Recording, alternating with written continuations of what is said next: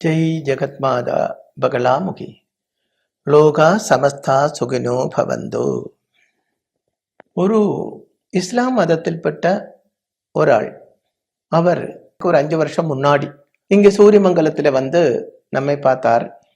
பார்க்கும் பொழுது அவரோட பேரு, ஜாதகத்தில் அவரோட பேரு இஸ்லாம் என்று அந்த பேரிலிருந்து தெரிகிறது. அதனால நான் கேட்டேன், நீங்க இஸ்லாமாக இருக்கிறது, அதனால கேட்கிறேன், இந்த டேட் ஆஃப் பர்த் டைம் எல்லாம் கரெக்டு தானா நீங்க கொடுத்து ஜாதகம் எடுத்திருக்கப்பட்டது அப்படின்னு கேட்டேன். கரெக்டு தான் சுவாமி, எங்களோட அப்பா ஒரு சின்ன கம்பெனி வச்சிருக்கிறார், ஆட்டோமொபைல் இந்த ஒர்க் ஷாப் சொல்லுவாங்க இல்லையா, டீசல் ஒர்க் ஷாப் வச்சிருக்கிறார். அங்கே வேலை செய்யப்பட்ட ஒரு பையன் ஹிந்து, அவனோட அப்பா ஜோதிஷி தான். அந்த காலத்தில் நான் பிறந்த டைமில் அவர் நான் பிறந்த டைமை வச்சு ஜாதகம் எழுதி வீட்டில் கொடுத்தார். அதனால இது கரெக்டா, டேட் ஆஃப் பர்த் டைம் கரெக்டா தெரியும். ஆனா ஜாதகம் எல்லாம் எனக்கு தெரியலை, இந்த கட்டங்கள் அதெல்லாம் ஒன்றும் தெரியலை. ஆனா date of birth time 100% correct அப்படி சொன்னார். இப்போ இந்த ஜாதக பிரகாரம் நீங்க ரொம்ப பெரிய மனுஷனாச்சே, சகல சௌபாகியங்களும் இருக்கு. அட்லீஸ்ட் ஒரு குறைஞ்சபட்சம் ஒரு 300 வேலைக்கார் உங்களுக்கு இருக்கும். இப்படி உள்ள பெரிய யோகமுள்ள ஜாதகம். அந்த ஜாதகத்துல லக்னாதிபனாக இருக்கப்பட்ட சனி, மகர லக்னம், அவர் லக்னாதிபனாக இருக்கப்பட்ட சனி உச்சமாக இருக்கிறது. அப்படி இருந்தால் சசமகா யோகம். ஒரு கிராமம், ஒரு பட்டணம், ஒரு புறம், இதுக்கெல்லாம் அதிபனாக இருக்க வேண்டும். நிறைய ப்ராப்பர்ட்டிஸ் இருக்க வேண்டும், நிறைய வீடுகள் இருக்க வேண்டும், நிறைய வேலைக்கால் இருக்க வேண்டும். அதே மாதிரி ஜாதகத்தில் சுக்கிரன் உச்சமாக இருக்கு. அப்படி இருந்தால் உங்களுக்கு நிறைய வாகனங்கள் இருக்க வேண்டும், நிறைய சொத்து, நல்ல ஆபரணங்கள், நல்ல வஸ்திரங்கள், நல்ல மனைவி, இப்படி எல்லாம் இருக்க வேண்டுமே. அப்படி இருக்கும்போது நீங்க எதுக்கு இப்படி சொன்னேன், நான் ஒரு டாக்டரை பார்க்கறதுக்கு ரோகம் உள்ளவன் போவாங்க, ரோகி தான் போகும். சாதாரணம் உள்ள ஆளுகள், ரோகம் இல்லாத ஆளுகள் டாக்டரை பார்க்கறதுக்கு போறது ரொம்ப ரொம்ப ரேர் தான். என்னை பார்க்கறதுக்கு வரப்பட்டவனோட ஜாதகங்கள் பார்த்தா அதுல ப்ராப்ளம்ஸ் இருக்கும். இப்போ உங்களுக்கு ஜாதகப்படி எந்த ப்ராப்ளமும் இல்லை, அப்புறம் எதுக்கு வந்தீங்க அப்படின்னு கேட்டேன். அப்போ அவர் சொன்னார், நீங்க சொன்னதெல்லாம் கரெக்டு தான் சுவாமி, நான் நல்லா தான் இருக்கேன், பிரச்சனை ஒண்ணுமே இல்லை. ஆனால் நீங்க சொன்ன மாதிரி உள்ள பாக்கியங்கள் ஒன்றும் வாழ்க்கையில இல்லை. நான் ஒரு கம்பெனியில வேலை பண்ணிட்டு இருக்கேன், துபாயில இருக்கேன், ஒரு கம்பெனியில வேலை பண்ணிட்டு இருக்கேன், சந்தோஷமான ஃபேமிலி லைஃப், நல்ல மனைவி, நல்ல குழந்தைகள் எல்லாம் இருக்கு. ஜாதகத்தில் நீங்க பார்த்து நீங்க சொன்ன மாதிரி அந்த பாக்கியங்கள் ஒன்றும் இல்லை. அந்த கம்பெனியில 1000 ஸ்டாஃப் இருக்கு, அதுல ஒரு ஆள் நான், ஆனா சூப்பர்வைசரா இருக்கிறார் அப்படி சொன்னார். இல்லப்பா, இந்த ஜாதகப்படி நீ பெரிய லெவலுக்கு இருக்க வேண்டும். ஆனால் அது கிடைக்காம இருக்கிறதுக்கு என்ன காரணம் என்றால், இந்த ஜாதகத்துல இல்ல, உன்னோட பேரண்ட்ஸ் ஜாதகத்துல 5ஆம் இடத்தில் சனியோ ராகுவோ இருக்கு, அதுதான் காரணம். ஒருவேளை மாந்தியோ சூரியனோ கூட இருக்கலாம், ஆனால் சூரியன், சனி, ராகு, மாந்தி இது மஸ்ட் அங்கே இருக்கத்தான் செய்யுது.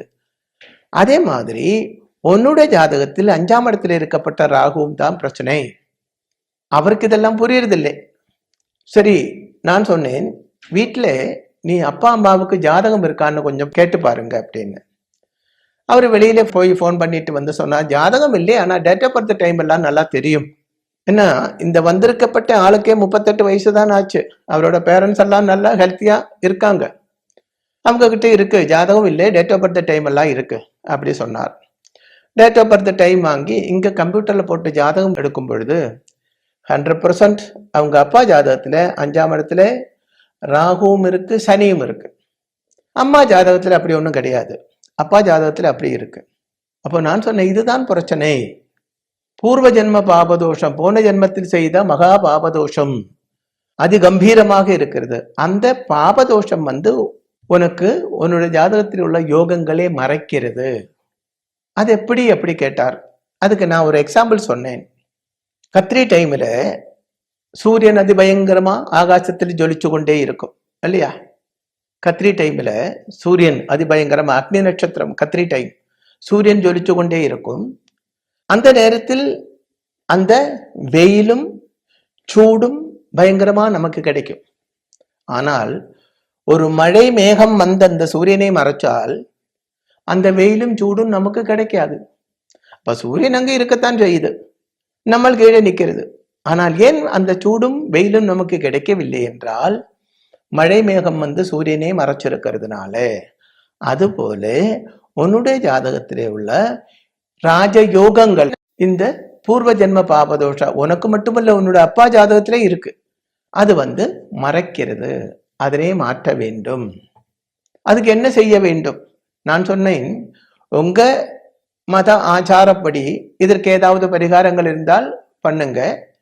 இல்லை நீங்க எங்களுடைய அதாவது ஹிந்து மதத்தோட சாஸ்திரங்களை நம்புறதா இருந்தால் இப்படியே பண்ணலாம். அப்போ அவர் சொன்னார், நான் இதெல்லாம் நம்புறேன், யூடியூப்ல பலமுறை உங்களோட அந்த ஸ்பீச் கேட்டிருக்கேன், அதனால தான் நான் உங்களை தேடி வந்தேன். அப்போ நீங்க கொஞ்சம் என்ன பண்ணணுமோ எனக்கு பண்ணி கொடுங்க அப்படின்னு சொன்னார். சரி, ஸ்டெப்பா அதுக்குள்ள பரிகாரங்கள் ஆரம்பிச்சேன். ஆரம்பத்திலே அந்த யாகங்கள் ஹோமங்கள் பண்ணக்கூடிய வசதி எல்லாம் அவருக்கு கிடையாது. ஆனால் கேரண்டியா இந்த டேட் ஆஃப் பர்த் டைம் கரெக்டாக இருக்கிறது என்று சொல்லும் பொழுது அவரே அந்த நிலைக்கு கொண்டு வர கண்டிப்பாகவே நம்மளால் முடியும். அதனால அதுக்கு வேண்டிய பரிகாரங்கள் செய்தேன். இது ஒரு 5-6 வருஷம் முன்னே தான். இப்போ அவர் எப்படி இருக்கார் என்றால், அவருக்கு ஒரு 1000 ஸ்டாஃப் இருக்கு, 2 பெரிய கம்பெனி இருக்கு, எல்லாம் கல்ஃபில தான். 2 பெரிய கம்பெனி இருக்கிறது, ஒரு 1000 ஸ்டாஃப் இருக்கிறது. அப்ப அதுக்கு என்ன காரணம்? அவங்க ஜாதகத்தில் இருக்கப்பட்ட அந்த தடங்கள் மாற்ற வேண்டியதாக இருந்தது.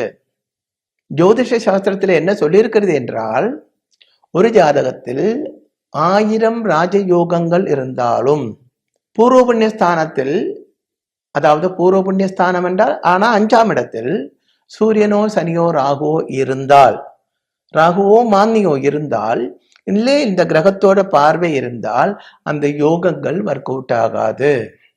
அது அந்த ஜாதகத்துல மட்டுமல்ல, அவரோட பேரண்ட்ஸ் ஜாதகத்திலே அப்படி இருந்தாலும் இப்படித்தான் இருக்கும். நம்ம சொல்லுவோம் இல்லையா, முன்னோர் செய்த புண்ணியம் நாங்க நல்லா இருக்கோம் அப்படின்னு சொல்லுவாங்க இல்லையா. அதே போல முன்னோர் செய்த பாபமும் நம்மளை பாதிக்கத்தான் செய்யும். இனி வேற ஒரு விதத்துல கூட ராஜயோகம் விக்னமாக கூடிய, ராஜயோகம் நடக்காமல் நமக்கு லபிக்காமல் கிடைக்காமல் இருக்கக்கூடிய ஒரு தடங்கள் கூட இருக்கிறது. கல்யாணம் பண்ணி வரப்பட்டவள் அந்த ஜாதகம், மனைவி ஜாதகம் தரித்திர யோகம் உள்ள ஜாதகமாயிருந்தால் புருஷ ஜாதகத்தோட யோகங்கள் ஒர்க் அவுட் ஆகாமல் போய்விடும். போன நாள்ல அப்படி ஒரு ஜாதகம் பார்த்தேன், அபூர்வ ராஜயோகம் உள்ள ஜாதகமாக இருக்கிறது. அது நான் அவரிடம் சொன்னேன், இது அபூர்வ ராஜயோகம் உள்ள ஜாதகமாக இருக்கிறதே, நீங்க பெரிய பெரிய சொத்துக்கு அதிபனாக இருக்கணுமே, நிறைய ப்ராப்பர்ட்டிஸ் இருக்கணும், நிறைய வாகனங்கள் இருக்கணும்.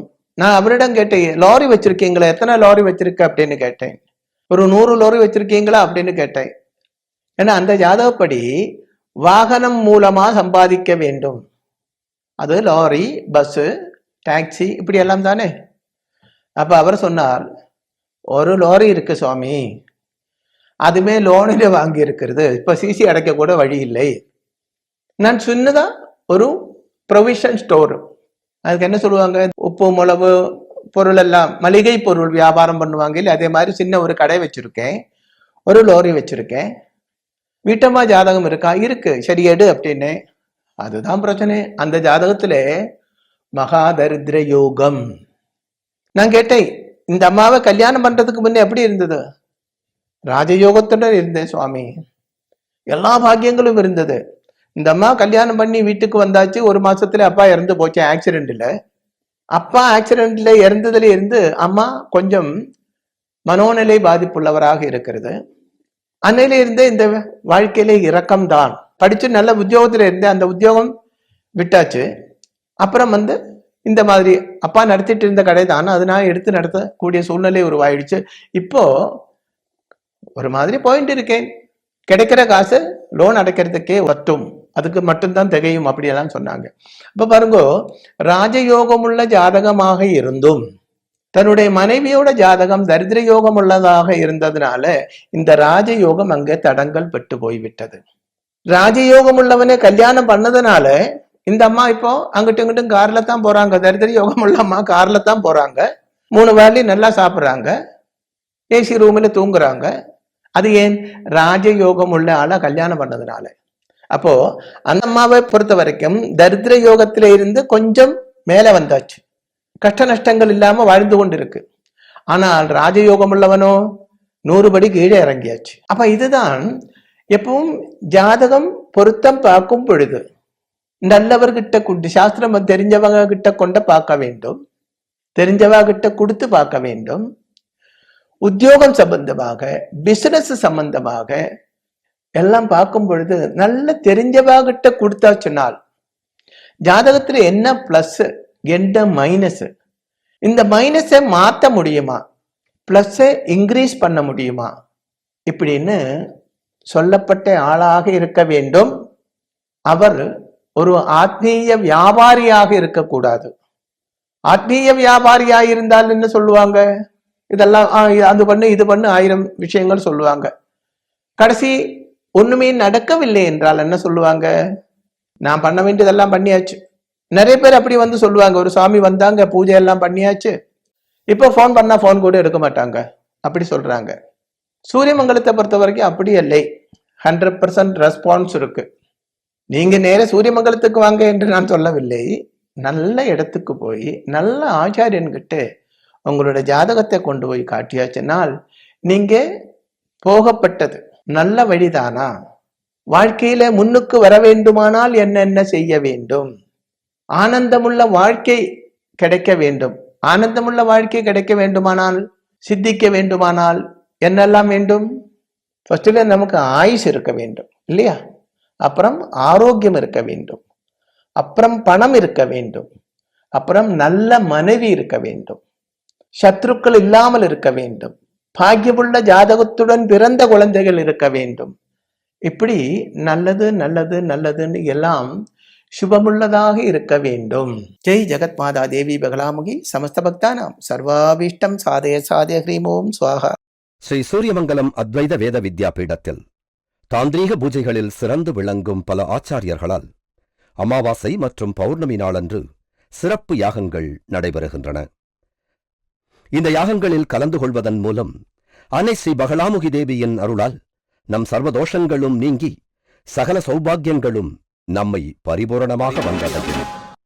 ஸ்ரீ சூரியமங்கலம் அத்வைத வேத வித்யாபீடம் ஜோதிடம், பிரசன்னம், வாஸ்து, தாந்திரீக பூஜைகள் மற்றும் வேத யாகங்கள் செய்திட தொடர்புக்கு 7305442299 7305442299. தொடர்பு மையங்கள் சென்னை, கோவை, பெங்களூரு, ஹைதராபாத், விஜயவாடா, டெல்லி, மும்பை, திருநெல்வேலி, டெக்சாஸ்.